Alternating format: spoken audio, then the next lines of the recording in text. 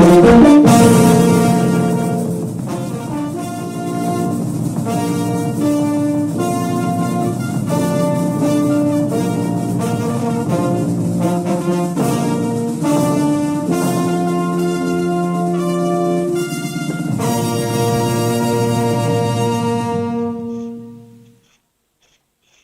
ดาสหายการน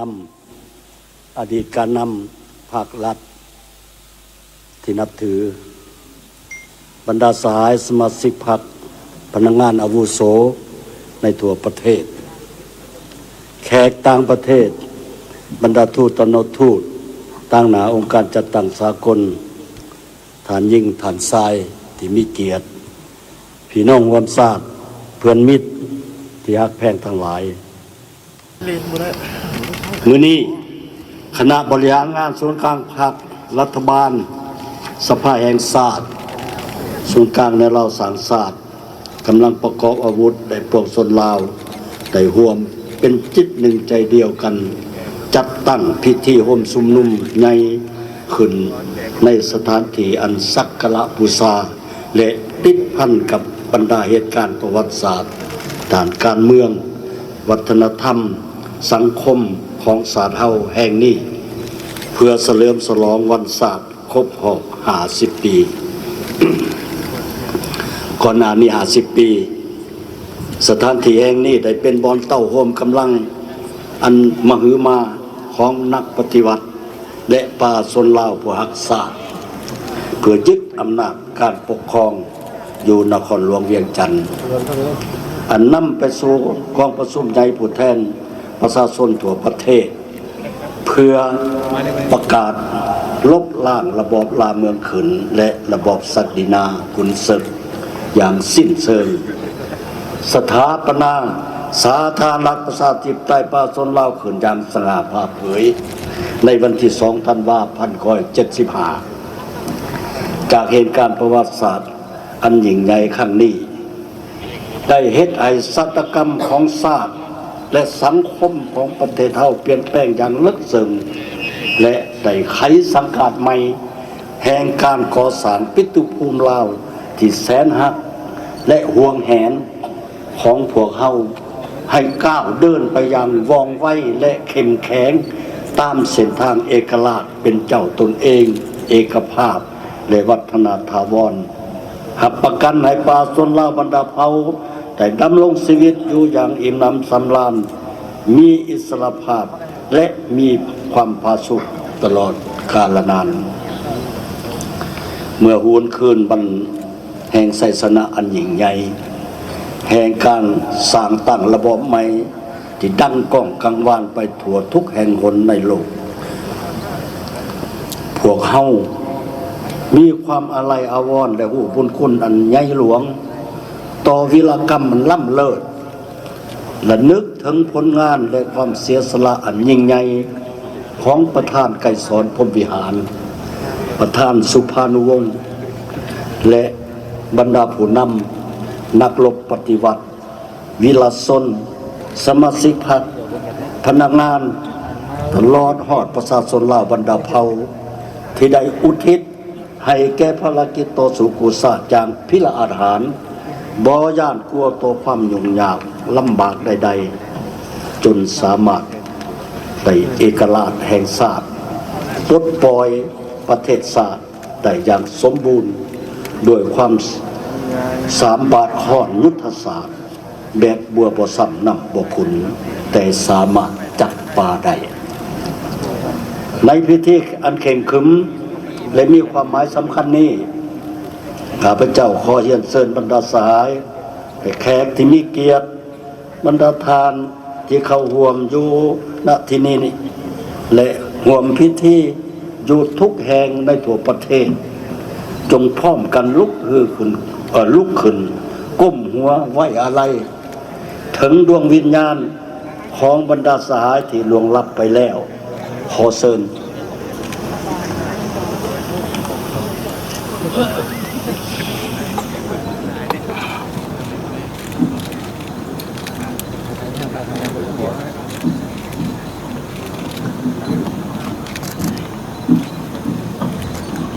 เชิญพัก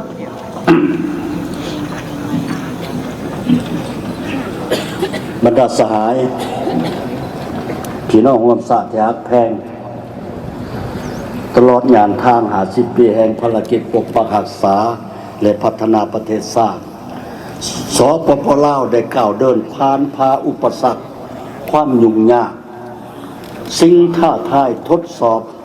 และการม่านเททำลายทุกรูปแบบต่อระบบใหม่พวกเฮารักษาได้อย่างนักแน่นซึ่งมาผลของการปฏิวัติที่แลกมาได้ด้วยยาเถือและชีวิตและการเสียสละบทจักว่าเท่าใดของนักปฏิวัติพนักงานนักรบและป่าชนลาวผู้รักษาภายใต้การนำพาถูกต้องสองใสของพรรคป่าชนปฏิวัติลาวพวกเฮาได้ตั้งหน้าเด็ดเดียวและบากบั่นสู่ส้นสูงสุดเพื่อแสวงหาเส้นทางเดินที่ถูกต้องสอดคล้องกับเงื่อนไขจุดพิเศษของลาวและจากการถอดบทเรียนในการสร้างสารระบบใหม่ในสุมปีทำอิฐได้ดำเนินภารกิจเปลี่ยนแปลงใหม่ผ่านแนวคิดดีเลิมอันประดิษฐ์สร้างและการตัดสินใจอันกล้าหาญของประธานไกรสอนพรหมวิหารจนถึงกองประชุมใหญ่ครั้งที่4ของพรรคในปี 1986และกองประชุมใหญ่ครั้งต่อมา2ของพรรคได้สรุปสังรวมปัญหาต่างๆแล้ววางออกเป็นแนวทางเปลี่ยนแปลงใหม่ที่เป็นระบบครบสุดหอกดาบมีหลักการและได้เพิ่มเติมเสริมขยายถึงทุกวันนี้และยังจะสืบต่อยุ่งแห่งการพันขยายเข้าสู่ลมเลิกต่อไปอีกเริ่มจากการเปลี่ยนแปลงใหม่ในด้านเศรษฐกิจเคียงคู่กับการเปลี่ยนแปลงใหม่ด้านจินตนาการ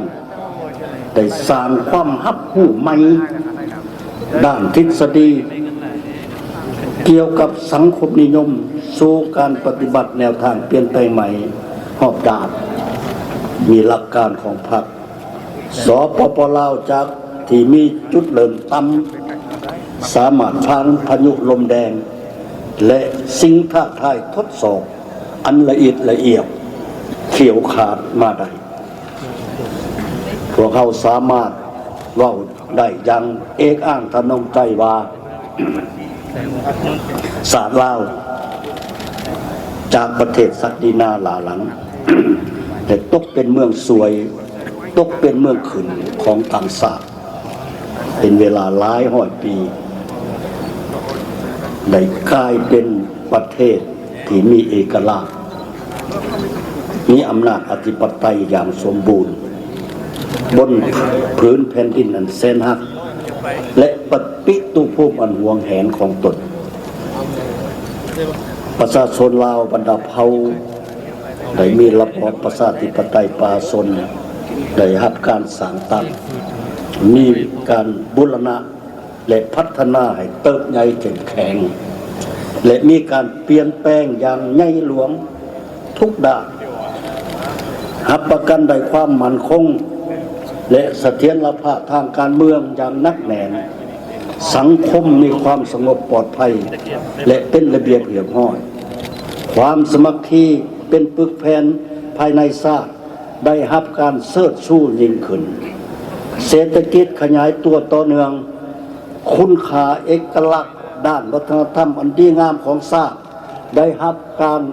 ปกปักรักษาและเสริมขยายกลายเป็นมรดกอันล้ำค่าให้คนลาวเฮาได้สืบทอดต่อไปชีวิตความเป็นอยู่ของประชาชนลาวบรรดาเผ่าได้รับการเอาใจใส่ปัวแป้งได้ยกสูงขึ้นอย่างบ่หยุดยั้งแก้ไขความทุกข์ยากเป็นก้าวๆและได้หลุดพ้นออกจากประเทศสถานภาพของประเทศด้อยพัฒนาในปี2026จะมาถึง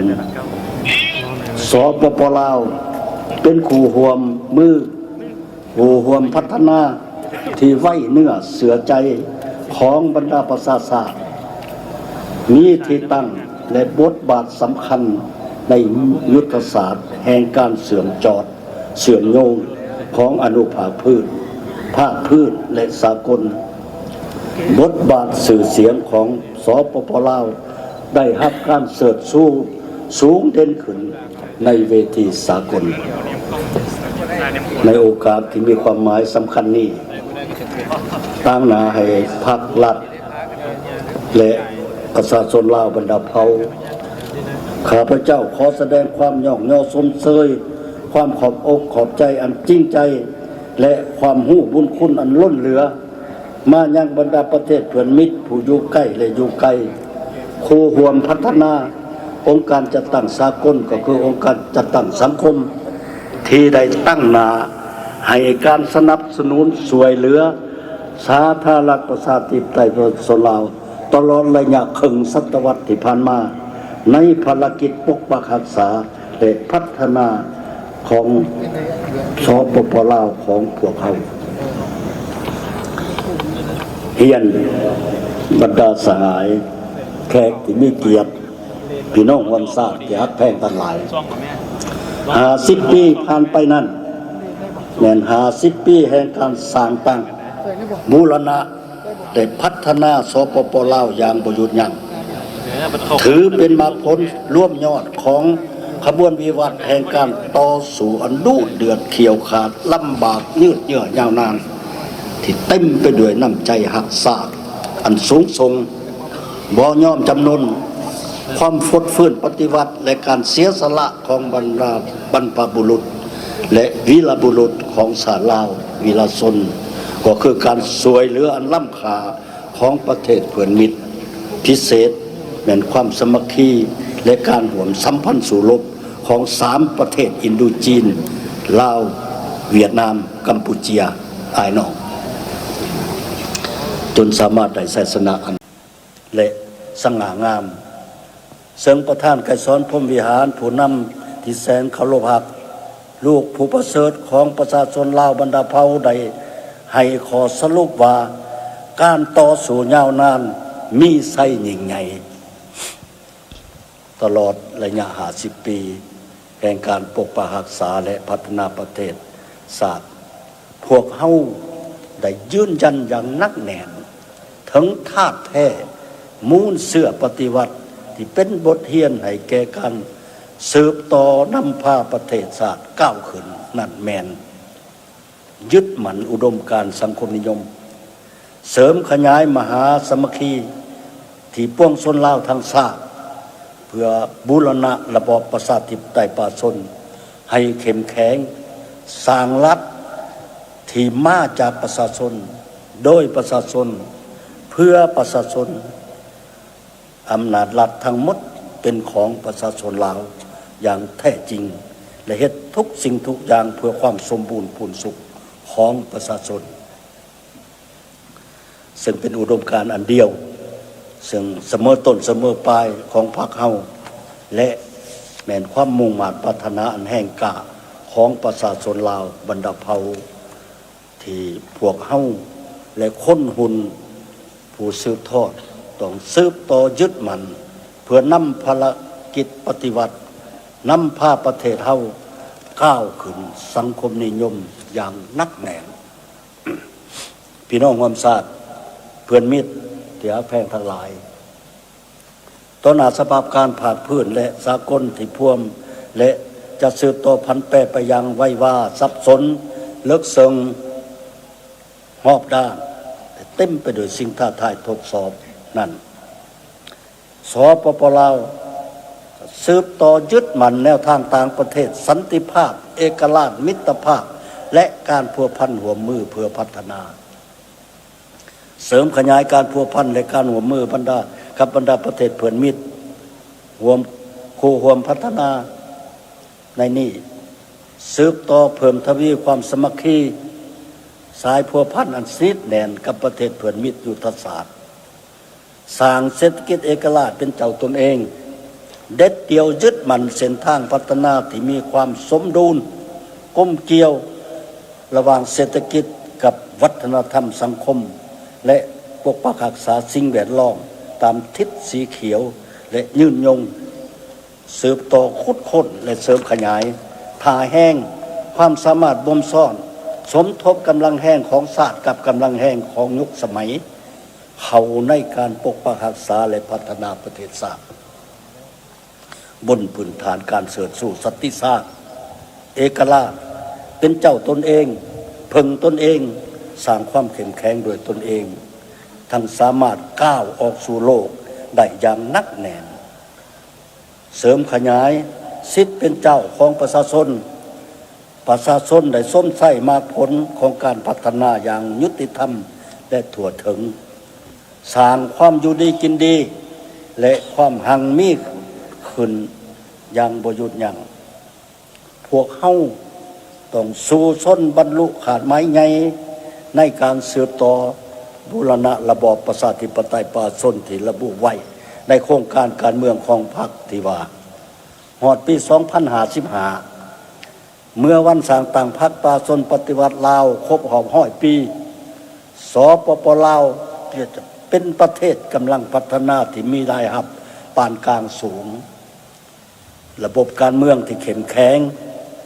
มีระบบการเมืองที่เข้มแข็งมีพื้นฐานเศรษฐกิจที่ทันสมัยกำลังการผลิตได้รับการพัฒนาหอบด้านโดยมีการพัวพันการผลิตและที่สอดคล้องและก้าวหน้าชีวิตการเป็นอยู่ของประชาชนลาวบรรดาเผ่าได้มีพื้นฐานอันนักแน่นก้าวสู่ความอิ่มหนำสำราญพวกเฮาจะสืบต่อปกปักรักษามรรคผลของการปฏิวัติผลงานและไสสนะตลอด50 ปีด้วยชีวิตและอุดมการณ์อันเด็ดเดียวเหนียวแน่นเสมอต้นเสมอปลายของหุ่นคนสืบทอดต่อไปตราบเท่าใดๆด้วยการเสริมขยายน้ำใจหักษาอันดูดื่มความบริสุทธิ์ผุดพองความรับผิดชอบต่อหน้าที่การเมืองความเสียสละอันสูงส่งของทั่วพรรคทั่วรัฐและทั่วกำลังประกอบอาวุธความสามัคคีเป็นปึกแผ่นแน่นหนาของปวงชนลาวทั้งชาติ